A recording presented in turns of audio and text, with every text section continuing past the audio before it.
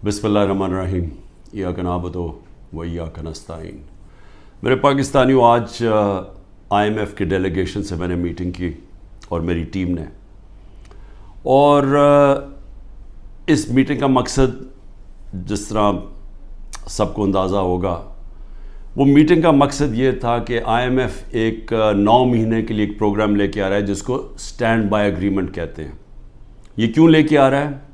क्योंकि अगर ये IMF का अब कर्ज़ा जो $3 अरब का इनको नहीं मिलता, तो ये याद रखें कि पाकिस्तान, जो मैं आज से साल पहले कह रहा था, बल्कि 13 महीने पहले मैंने जब कहा, तो मेरे ऊपर इन्होंने कहा गद्दारी का केस करना चाहिए। सारा शोर मच गया कि इमरान खान मुल्क के अंदर एक वो फ़िज़ा बना रहा है जिससे मुल्क की मैशत को नुकसान होगा। मैं ये कह रहा था कि जिस तरह ये हुकूमत जा रही है, पाकिस्तान को डिफ़ॉल्ट का खदशा है। डिफ़ॉल्ट का पहले मतलब समझ ले क्या है। डिफ़ॉल्ट का मतलब ये है कि अगर इनकी अभी पिछले महीने 38% महंगाई थी, जो पाकिस्तान की तारीख की सबसे ज़्यादा है, तो अगर पाकिस्तान डिफ़ॉल्ट कर जाता है, यानी अपने कर्ज़े वापस नहीं कर सकता, तो ये इससे दुगनी हो जाएगी, ये 60% पे पहुंच जाएगी। बल्कि ये वो जिसको कहते हैं हाइपर इन्फ्लेशन, कि वो आएगी महंगाई पाकिस्तान में कि लोग, यानी एक डबल रोटी लेने के लिए नोटों की थदियाँ ले जानी पड़ेंगी, यानी जिसको हाइपर इन्फ्लेशन कहते हैं। उससे कमज़ोर तो बिल्कुल ही पिस जाता है ना। तनख्वाहदार तबका जो आज बड़े बुरे हालात में है, इससे बहुत दुगने बुरे हालात होते हैं अगर डिफ़ॉल्ट करता है। और सिर्फ फ़ायदा किनको होता है? जिन्होंने डॉलर में पैसा रखा हुआ है, जो मुल्क से बाहर हैं।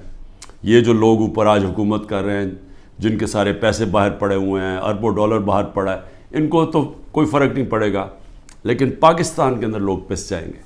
तो लिहाजा हमने फिर IMF को हमने कहा कि ठीक है, हम इसको, आपके ये जो स्टैंड बाय एग्रीमेंट है, ये तब तक एंडोर्स करते हैं जब तक इलेक्शन हो के एक नई गवर्नमेंट नहीं आती। जो नई गवर्नमेंट आएगी, ज़ाहिर है वो अपना फिर से अपने प्रोग्राम के तहत IMF से बातचीत करेगी। लेकिन सिर्फ मैं एक चीज़ कहना चाहता हूँ आज, कि यही जब हमें मुश्किल पड़ी थी FATF के ऊपर, FATF की हमें ब्लैक लिस्ट पे हमें खदशा था कि हमें डालने लगे हैं। हमें पार्लियामेंट के अंदर एक कानून पास करना था। तो जब हमने ऑपोजिशन को कानून पास करने का कहा, क्योंकि अगर ब्लैक लिस्ट पे आ जाए तो वो भी पाकिस्तान में सैंक्शंस लग जाती हैं, वो फिर वही हालात बनने शुरू हो जाते हैं जो कि एक डिफ़ॉल्ट से होते हैं, यानी फाइनेंसिंग ख़त्म हो जाती है बाहर से, उस चीज़ें महंगी हो जाती है, महंगाई होती है, गुर्बत बढ़ जाती है। तो उससे बचने के लिए हमने वो लेजिस्लेशन पास कर रही थी असेंबली में। तो जब हमने ये PDM के लोगों को कहा कि ये हमारी मदद करें ये लेजिस्लेशन पास करने में, तो इन्होंने आगे से कहा कि पहले हमें NRO दो, नैब के अंदर चेंजेस लेके आओ, जो हमारे ऊपर पहले इनके दौर के जो करप्शन के केसेस थे वो माफ़ करो, और अगर वो आप नहीं करेंगे तो हम आपके साथ नहीं देंगे। और हमने वो NRO नहीं दिया, इन्होंने साथ नहीं दिया।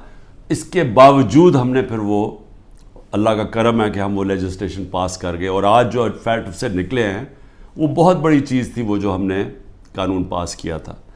तो मैं सिर्फ ये कहना चाहता हूँ कि आपको सिर्फ फ़र्क पता चल जाना चाहिए कि ये वो लोग थे जो अपनी करप्शन के लिए हमें ब्लैकमेल कर रहे थे, करप्शन बचाने के लिए। आज ये हालात हैं जब हम इनकी मदद कर रहे हैं, क्योंकि हम IMF को क्यों चाहिए कि हमारी मदद क्यों चाहिए? उन्हें पता है कि आगे केयरटेकर गवर्नमेंट आ रही है, इलेक्शन जब आएंगे केयरटेकर गवर्नमेंट ये नहीं कर सकती, तो उनको चाहिए कि सारी पार्टीज़ का कंसेंसस चाहिए। हम सिर्फ मदद पाकिस्तान के लिए कर रहे हैं, जबकि 10,000 हमारे कारकुन जेलों में हैं। आज जो हमारी इकोनॉमिक टीम थी वो सारी अंडरग्राउंड है। उनको इकट्ठा किया, जूम के ऊपर लिया। मेरे ऊपर 180 केसेस बन चुके हैं।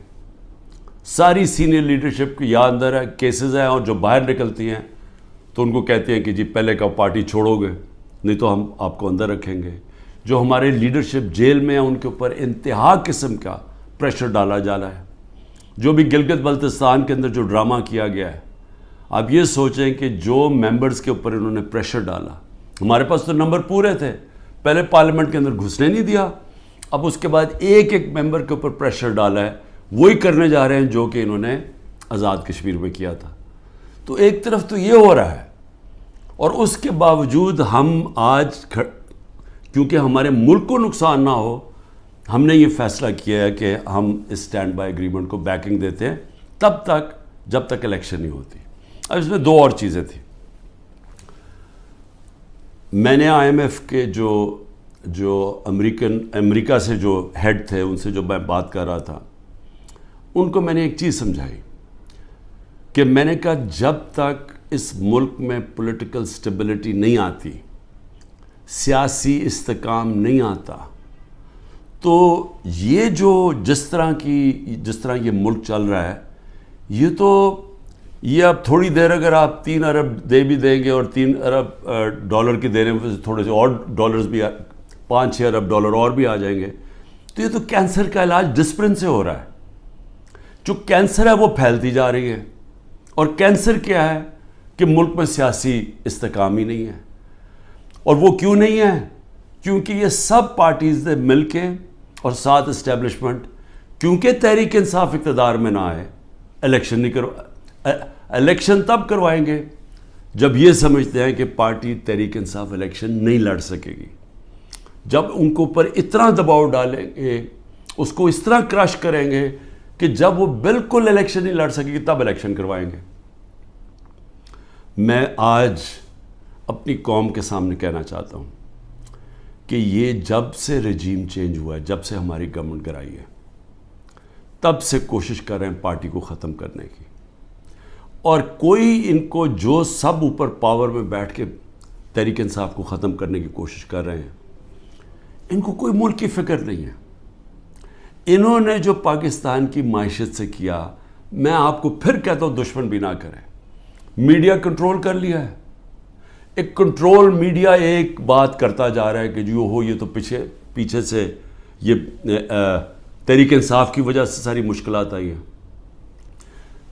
پھر سے میں کہتا ہوں کہ ہر سال شائع ہوتا ہے اکنامک سروے آف پاکستان. ذرا اکنامک سروے آف پاکستان میں دیکھ تو لیں کہ بینکرپٹ گورنمنٹ 2018 میں ملی, اور کرونا کے باوجود کیسے اس 6% پاکستان کی معیشت آگے بڑھ رہی تھی, گروتھ ریٹ تھی. 2 آخری سالوں میں جو ایوریج تھی وہ 6% تھی. تو کتنی دفعہ پاکستان کی معیشت اتنی تیزی سے اوپر گئی ہے. انڈسٹری بڑھ رہی تھی, دولت میں اضافہ تھا, پر کیپٹا انکم بن رہی تھی, ٹیکس بڑھ رہے تھے, ایکسپورٹس بڑھ رہی تھیں, ریمیٹنسز بڑھ رہی تھیں. تو جب ایک ملک ترقی کر رہا تھا, اس گورنمنٹ کو گرا کے جس کو لے کے آئے ہیں, انہوں نے کیا ہے, انہوں نے ان کی جو پالیسیز تھیں, اور یہ ہمیشہ ہی ملک بینکرپٹ چھوڑ کے گئے ہیں. 99 میں بھی جب یہ نون لیگ گئی ملک بینکرپٹ تھا, 2018 میں بھی بینکرپٹ کر کے گئے, اور پھر آتے ساتھ ہی ایک اکانومی جو چل رہی تھی اس کو بینکرپٹ کر دیا. انہوں نے کیا انہوں نے پہلے بھی جب ایکسچینج ریٹ کو زبردستی روک دیا جب 2018 میں, تو ایکسپورٹس گر گئیں. انہوں نے روپے کو جب اوپر رکھا جو اس کی مارکیٹ ویلیو نہیں تھی, تو اسے ہوا کیا, امپورٹ سستی ہو گئی, ایکسپورٹس مہنگی ہو گئی, ایکسپورٹس گر گئی. جب ایکسپورٹس گریں ڈالر کی جب 3 گنا زیادہ جب امپورٹس ہو جائیں ایکسپورٹس کی, تو وہ ملک کیسے آگے ترقی کر سکتا ہے. تو تب بھی انہوں نے یہی کیا. اس بار آتے ساتھ ہی انہوں نے یہ نون لیگ نے پھر وہ کیا, روک دیا اس کو روپے کو گرنے سے. لیکن مصنوعی طور پہ جب آپ روکتے ہیں, اس کا کیا ہوا کہ ریمیٹنسز گرنی شروع ہو گئی, ایکسپورٹس گرنی شروع ہو گئی. پھر را مٹیریلز جو امپورٹ کرتے ہیں ہم انڈسٹری کے لیے, اس کو بند کر دیا, انڈسٹری نیچے جانی شروع ہو گئی, ٹیکس کلیکشن نیچے جانی شروع ہو گئی. 3 ارب ڈالر کا ہمیں مل رہا ہے اس وقت آئی ایم ایف سے اسٹینڈ بائی ایگریمنٹ پہ جو پیسہ آئے گا. 7 ارب ڈالر صرف 1 سال میں پاکستان کو نقصان ہوا ہے ایکسپورٹس کی کمی میں اور ریمیٹنسز کی کمی میں. ریمیٹنسز کی کمی میں کیوں ہوا؟ کیونکہ اتنا فرق پڑ گیا مارکیٹ میں، روپیہ کی قدر کدھر چلی گئی اور آفیشیل کدھر تھی کہ لوگوں نے بینکوں کے تھرو پیسہ نہیں بھیجا، دوسری طرح پیسہ بھیجنا شروع کیا، ہمارا ریمیٹنسز کم ہو گئی اور ایکسپورٹس کم ہونی تھی. جب انڈسٹری کے اوپر انہوں نے را مٹیریل بند کر دیا، ایکسپورٹس کم ہو گئی. تو $7 ارب کا ایک سال میں کمی آئی ان کے دور میں، جبکہ $3 ارب کا ہم اب قرضہ لے رہے ہیں. قرضے بڑھتے جا رہے ہیں، آمدنی سکڑتی جا رہی ہے. کوئی ملک چل سکتا ہے ایسے؟ اور کتنی دیر چلے گا؟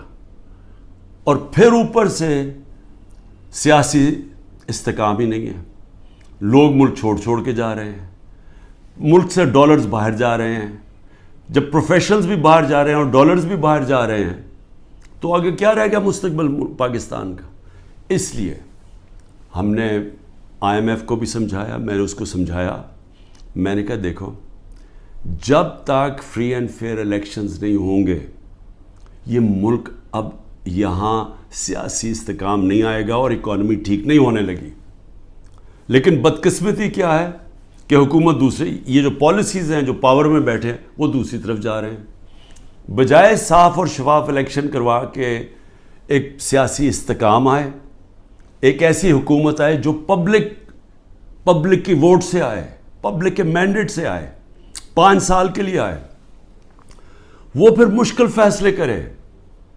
مشکل فیصلے کا مطلب اصلاحات کرے. اصلاحات تب ہوتی ہیں ملک میں جب پبلک ایک گورنمنٹ کے ساتھ کھڑی ہو، اعتماد رکھیں گورنمنٹ میں، تب مشکل فیصلے ہوتے ہیں. جب وہ گورنمنٹ ان کو کہے کہ یہ ہم اس ملک میں سرجری کر رہے ہیں، یہ ہم اصلاحات کر رہے ہیں، آپ کو شروع میں تکلیف ہوگی لیکن بعد میں آپ کے حالات بہتر ہو جائیں گے. لیکن وہ گورنمنٹ کر سکتی ہے جس کو پبلک اس پہ اعتماد رکھے.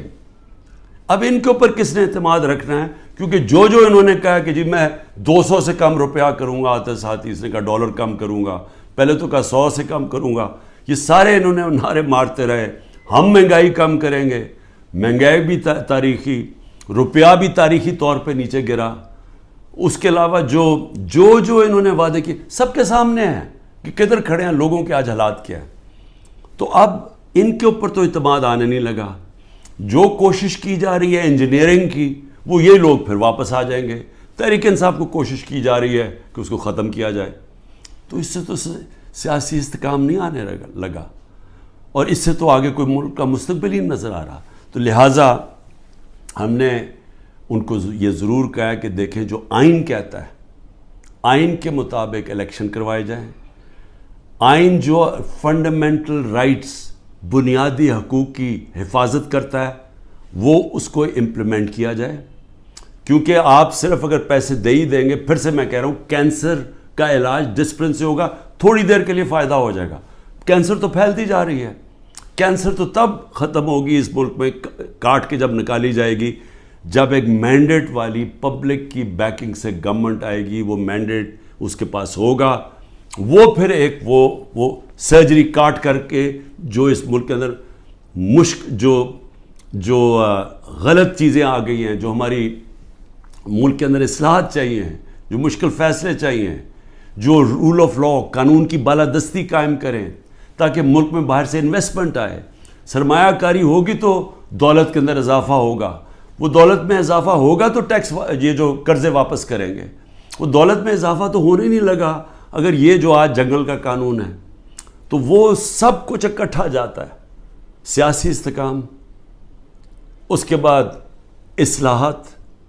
اصلاحات میں سب سے پہلی اصلاحات رول آف لا، قانون کی حکمرانی. یہ جو جنگل کا قانون ہے یہ ختم کیا جائے، اور اس کے بعد پھر سرمایہ کاری ہو، اور اس کے بعد اس ملک کے اندر دولت میں اضافہ ہو، اور اس کے بعد ہم اپنے قرضے واپس کریں اور خوشحالی آئے پاکستان میں، لوگوں کو نوکریاں ملیں، بے روزگاری ختم ہو، دولت میں اضافہ، لوگوں کو باہر نہ جانا پڑے.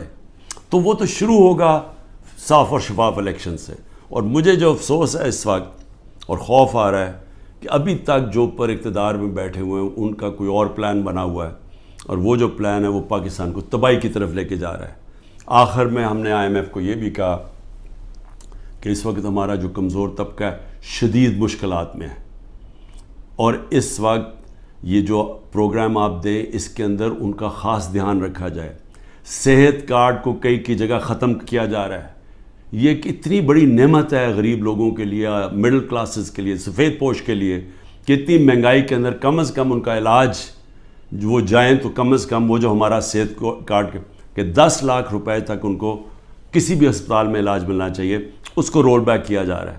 اور دوسری چیز ٹارگٹ سبسڈی جو ہم لانے لگے تھے کہ بجائے آپ سبسڈائز ایسے کریں کہ پٹرول وہ عمران خان بھی اتنی قیمت کا خریدے اور ایک بیچارہ غریب آدمی بھی اتنے خریدے یا رکشہ والا بھی, ایسا نہیں ہونا چاہیے. ٹارگٹ سبسڈی ہونی چاہیے جو ہمارا پلان بنا ہوا تھا اور ہم پوری تیار کیا ہوا تھا کہ ہر طبقے کے لیے جو نچلا طبقہ ہے اس کی حفاظت کی جائے, اور جو پیسے والے لوگ ہیں وہ اتنا جو پیسے دے سکتے ہیں وہ پوری قیمت دیں. لیکن اگر آپ کم قیمت کریں گے تو سب کے لیے وہ قیمت نہ ہو. نچلے طبقے کو سستی دیں اور جو پیسے دے سکتے ہیں وہ پوری قیمت دیں, جو ساری دنیا میں ہوتا ہے. یہ پلان بھی بڑا ضروری ہے نچلے طبقے کو موجودہ مہنگائی سے ان کی حفاظت کرنے کے لیے. یہ بھی ہم نے اپنی بات کی ہے. ہوتا یا نہیں میں نہیں جانتا. آخر میں صرف اپنے پاکستانیوں کو کہنا چاہتا ہوں کہ دیکھیں, آپ سب کے لیے بڑا ضروری ہے سمجھنا. آپ یاد رکھیں کہ اگر یہ پولیٹیکل انجینئرنگ کے تحت اسی طرح ایک فراڈلنٹ الیکشن سے, جس طرح کی یہ سندھ میں ابھی الیکشن کرواتے ہیں, اگر اس طرح کے الیکشن سے یہی لوگوں کو واپس لے کے آنا ہے اور ملک کی سب سے بڑی جماعت کو کونے پہ لگانا ہے, ختم کرنے کی جو کوشش کی جا رہی ہے, اس سے سب سے بڑا نقصان پاکستان کی عوام کو ہے. اور 14 مہینے میں جو نقصان ہو چکا ہے یہ مزید اور زیادہ نقصان ہوگا. یہ برداشت کر سکتی ہے قوم یا نہیں؟ میرے خیال میں یہ نہیں کر سکتی. میرے خیال میں یہاں ایک ایسا حالات ہو جائیں گے جو سب کے ہاتھ سے باہر نکل جائیں گے, جیسے سری لنکا میں حالات ہو گئے تھے.